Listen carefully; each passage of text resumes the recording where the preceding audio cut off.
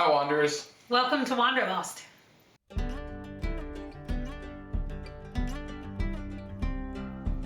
I'm Ron. And I'm Amanda. And this is Military Chatter. So, we've talked about packing, how we do packing. We've talked about ditties, what that is. You guys test yourself right quick. We're going to count down 3. What's a ditty mean? 2, 1. Okay, it means do it yourself. So, right. The first one. And a P Diddy. Right, and P Diddy. The first one, the first video about packing had almost no acronyms. The second video had a few. This one's going to have a lot. Acronym video. All right, so we're going to talk about the different shipments you have when you move. And we'll start with stateside because you really only have one when you do stateside. The other ones come in when you start to go overseas. So your primary shipment that you're going to have when you PCS is household goods, HHG. Right. So, but most people say household goods. Like, we don't call that one HHG. Right. That's about as hard to say as household goods. And that is the bulk of your stuff. So they're going to come in and pack up everything in your house, and it's going to go to your next duty location. Now, like I say, if you're moving stateside, they're going to pack that all up on one truck. Right. We don't know if it's on crates though. You can ask. So that's one thing. You can ask to have it crated. It doesn't have to be crated when they do that. So that's one of the things. Because we've never done a move then. Right. That didn't get crated. Well, yes, our move into the military. Right. From Arkansas. That was a long time ago. Yes, it was. So that's going to be where they're going to pack it all onto a truck. You can have it crated if you want, and they often call it a door-to-door move. So they're going to drive it away from this house, and if you're renting or buying, especially in your new area, or if you're going to base housing and you've gotten lucky, and you go right into a house, they're going to go straight to there. Now, if for whatever reason there's going to be a gap, sometimes people will go TDY to training in route or something, and then that'll go into storage for a little bit, and then we'll come. But that's your primary. And when you go overseas, that is the bulk of your shipment. That's what goes on the boat. Yes, goes on the boat. If you've heard the previous videos, that's the part that goes on the boat, and it is called your household goods. Yes. And everybody, like I said, they call it household goods, but anytime you see it written down or talked about, it'll just say HHG, but it means household goods. If you're going overseas, you're going to have 2 other potential shipments. So we'll talk about the one you may or may not have first, which is called non-temp storage, so NTS. So you could call it sort of permanent storage, but the reality is it is temporary storage. But what they mean is... But then it's non-temp. It's the weirdest thing. It means long-term storage. But they don't call it long-term storage. They call it non-temporary. I'm sure that LTS was some other acronym that they couldn't use at the time. So NTS, non-temp storage. This is where, especially if you're going overseas, where there may be things that you don't want to take.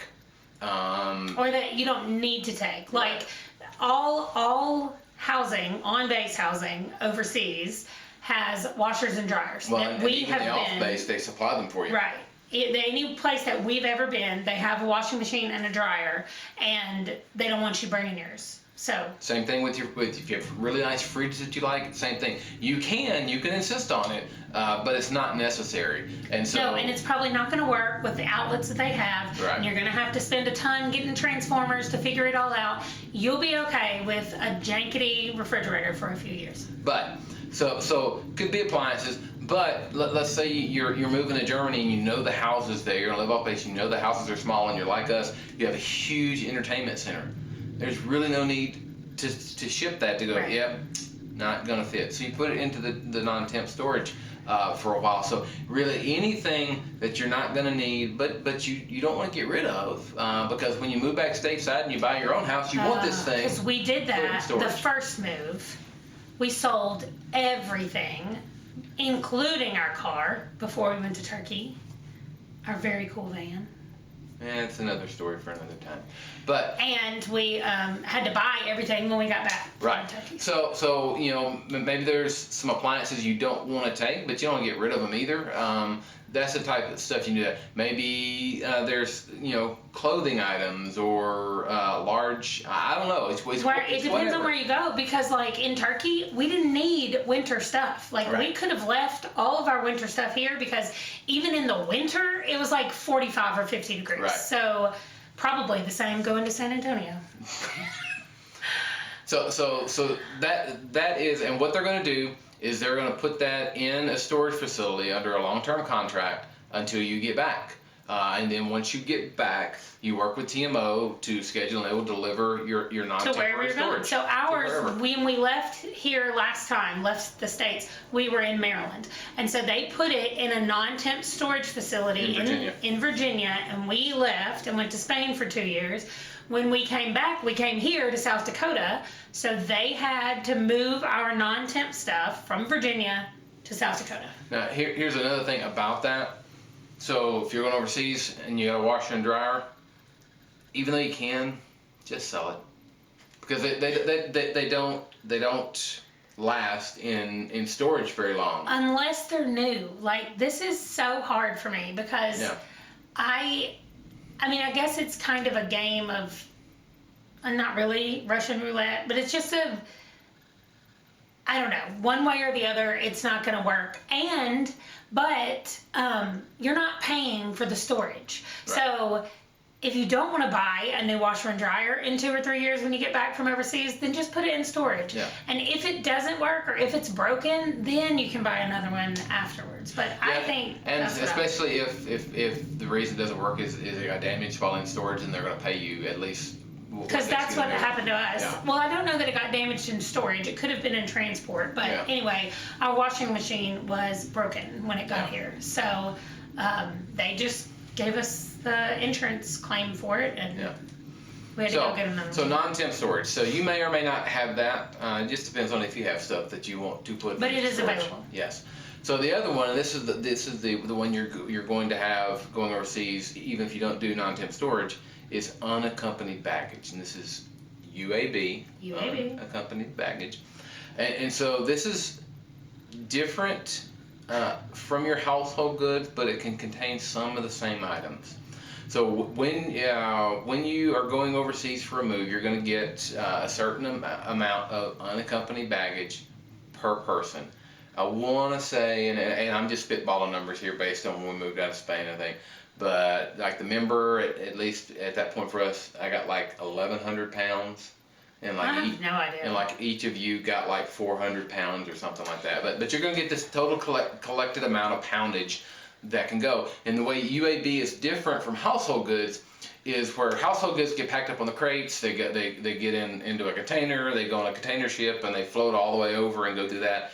The UAB gets loaded up on some sort of cargo plane. Right. And it gets over there faster. Like a FedEx. Right. So it's a faster delivery. So what you put in there is the things you absolutely want when you hit the ground, because when you go to an overseas location, you may be there for 2 months without your stuff, your household goods. Right. So what they're going to do is every location overseas has loaner furniture. Right. They call it stick furniture. Yeah, affectionately called stick furniture. Basically, you're living on hotel mattresses. Right. It's like a hotel couch and a hotel dining room table, and I mean they furnish your house for you while you're waiting for the boat to get there, because you go faster. You're flying in a plane. And so you get there before your stuff. Because on this side of the pond, you're not going to pack up until the very last minute, because you got to live somewhere. Right. You need and there is no stick furniture over here. Right. So I was going to fly over. So in your unaccompanied baggage, you can put things that you want immediately when you hit the ground. Yeah. So, the thing, like you said, 1 to 2 months. Yeah. So no furniture can go in there. So you can't throw your bed in there as much as people would like to. Right. But you were talking about like all of your kitchen stuff, so your pots and pans and all that you want to be able to cook with when you get towels. there. They'll give you some of that there, but you know it's different from having all of your stuff. Computers, a small TV. You can't put your 75-inch flat screen in there, but if you got like a 32-inch TV, you can pack that up and you have it on the other end. And we've also never been anywhere where we couldn't borrow a TV either. Yeah. So people always are willing to loan you TVs when you first get somewhere because there's not really. And they understand they've been exactly where you are as well. Yes. And most places are going to have like a loaner closet or something like that. But the unaccompanied baggage is the stuff that I can't pack it in my suitcase. And we talked about that you're going to get a good amount of poundage to take with you on the trip. But I want it there soon after I get there. Right. So I want my pillows. I want my favorite blanket. Those sorts of things. And just and what we learned too was shower curtains. Shower curtains. Bring your shower curtains or pack those in the UAB because when you're moving into a house, it doesn't have a shower curtain. So. Yeah. So that's unaccompanied baggage, and unaccompanied baggage is important because whenever you leave your overseas location, you're gonna pack out a month or so before you leave. Right, and then you're gonna move back onto the stick furniture. Gets a head start, right. So that it's waiting on you when you get back stateside because there's no stick furniture. So that's the big things on the different shipments. So let's talk about kind of how we do that to get prepped for that, and then the bonus item we can talk about is the car stuff, which is super fun. So what we do when it comes time, because when you work with TMO, you're going to have your different shipments being picked up on different days, right? And so in that sorting phase that we talked about in the previous video, if you're going overseas, part of that is not just sorting, do I want to take this or not, but it's, all right, is this going with us? Is this going fast? Or is this staying here till we get back? Right, where does it need to? Right, so, designating an area. I know when we did that the first time, the garage was storage. So everything that was going into non-temp storage, that went in the garage. If it wasn't going in non-temp storage, don't put it out in the garage. But what got... We'll get to that in a second. And then we had a bedroom that was all of our UAB, and we posted We put a thing on the door because household goods came and packed up. Because I think the last thing that left from that assignment was the storage. Right. And so you don't know how that's going to work out. So what she was referring to is everything was packed. They'd done non-temp. We were in the garage, and I look up in the garage, and there's this big gray tub. I don't even know what was in there. It was Christmas stuff. Oh, Christmas. And we were moving in October. So, but household goods are gone. UAB is gone. This is non-temp. Oh, crap. Good thing is because we were going to an overseas location, we could mail it to ourselves by military post, which was free. So I duct taped the whole box up. I wrote our address on it, and it got there, and it was fine.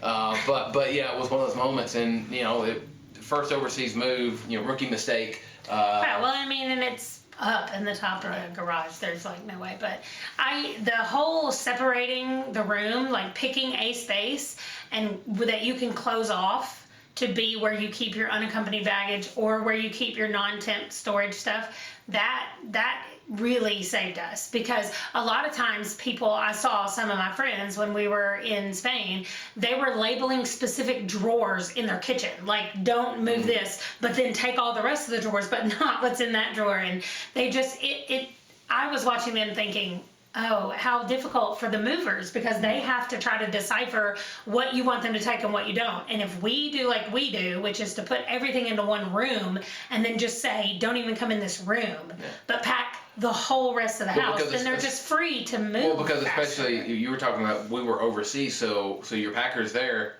English is not their first language. Right. So that's something to account for. So that's your 3 shipments that you're going to have. Now, one thing that I didn't learn about until our last one, and this is a kind of a bonus tip, I guess, and we've not done this, so I don't know how it works, but you can actually do 2 household goods shipments. So you can split that. I really don't understand exactly how you do that, but... Or why would you? Well, just to keep some stuff a little longer? Well, so let's say you've got... generally, it's for bed type stuff. So, if you're going overseas and you've got a pretty decent spare bed, come pack that up and let that get shipping with some other stuff maybe you can live without in the meantime. And then you're going to have at least a decent bed on the other end until your other stuff arrives. And you can keep your bed. So some people have done that. I also, and again, I don't know the exact nature of this, but when you get overseas, if you've sent items that aren't going to work in the space like you have a certain amount of time that they'll come in. Right, that they'll put them in non-temp. Right. Right. But more locally, that sort of thing. So the other big thing if you're going overseas is your vehicle. So the Air Force or the DoD will ship one vehicle to your location. And a motorcycle Counts as a vehicle. Yeah. So you can't ship a car and a motorcycle. Right. Although some people try to hide it in their household goods. Yes, they do. So with varying degrees of success. But they're going to pay to ship one car. So, if you've, and a lot of people go, well, I need an extra car. Well, they're going to ship basically your family car. Or right. you can have them ship whatever you want, but that's what you're going to want to ship is what car are you going to use the most. So like if we were going now, right. It would be the van. My car that I have, that's my personal car, we would put it in storage somewhere, or we would sell it. Yeah.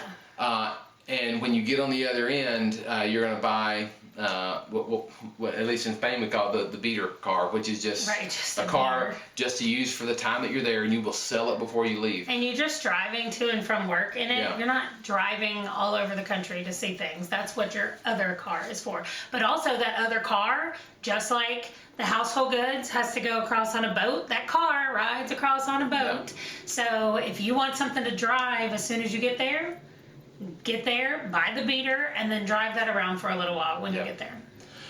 So with the car, you're going to take that to the nearest port. Which is a weird thing because not always are the places next to water that call themselves ports. Okay, it's a port of entry. It's not a water port. Right, but when I hear port, I think we're going to the port. So the major ones that I know and can think of is you've got Baltimore, you've got Dallas, St. Louis, and then of course there's one in California. I don't know where that one is. But you're gonna drop your vehicle there. At the closest one, and they are going to find every single scratch on your vehicle. Although, if it gets scratched in transit, they have to pay for it. Right. So that's the bad part of dropping your car off. The good part, also, it can't be dirty. Like they can't take American dirt to other countries. Our dirt's not good enough for them. Yes, clearly. There are bacteria in it, I'm sure. But anyway, so what I have found, we've done it out of 2 different ports right now, so far. But if there's a port there that is specifically designed to move military members' vehicles, I promise you, somewhere near that port is a car wash place that knows exactly what needs to be cleaned, what it needs to look like, in order to pass inspection, because they don't want you to get your car washed at them, go over to the inspector, and then have to come back and say, I failed inspection because you left dirt. Yeah, it's usually going to run you probably about $50, and it is well worth it. Oh, it is, because they will get every bit of dirt from every place on your car, and you just don't have to worry about it. Yeah. I saw some people out there. I dropped the car off in Dallas before we went to Spain, and there were guys outside washing their own cars and then getting the people to come out and inspect them, and they would be like, no, it's still under there, and they would walk off and they would get back down there and wash. And I thought, what are you saving yourself? Just a little bit of money, but you're killing yourself. Because the people who are doing the inspecting, if you tell them I took it to here, they know. Oh, also, I just told them. I was like, I just went to this place on the road right there, and they were like, okay, they do a great job. So they walked around and checked it out, but because they knew that it was done by people who understand what needs to happen, they weren't as concerned with what got done. So, but they do have to catalog every single scratch. And then you have to look at it and say, do you agree that this is a scratch? And go, man, I got a piece of junk. I know. I was like, yeah, we know it's a scratch. Keep going. Right. But then that's it. It's gone. And again, it takes a little bit to get over there. But the main thing is... So on the other end, when you do get your car, give people rides. Right, because other people are waiting. Oh, especially in Turkey. That was so bad. But it was really nice that everybody was nice and gave us rides. But we just lived really far away from the commissary, and the boys were 1 and 3, 2 and 4. There were 2 and 4. And so there's just a lot of toddlers that I had to try to get to the grocery store. Anyway, that is another story for another time. Yeah. I think that's Anything about else about on the different shipments. kinds of shipments? No. No, I think that's about it. Okay. We haven't for a while asked if anybody has any questions. We're still waiting before we film the kids Q&A. So keep sending in the questions, and we're going to film it and have that come out. Well, we'll probably just wait because I want to get a lot of questions so that they can chat for a while. And But if you have any questions about the moving process, Right. please, and we'll do at the end of this, this series, we'll do a Q&A. So drop your questions along the way so we can make sure and answer what you're wondering. Yep. All right, thanks for joining us. Make sure to like, comment, and subscribe. Bye, guys. See you later.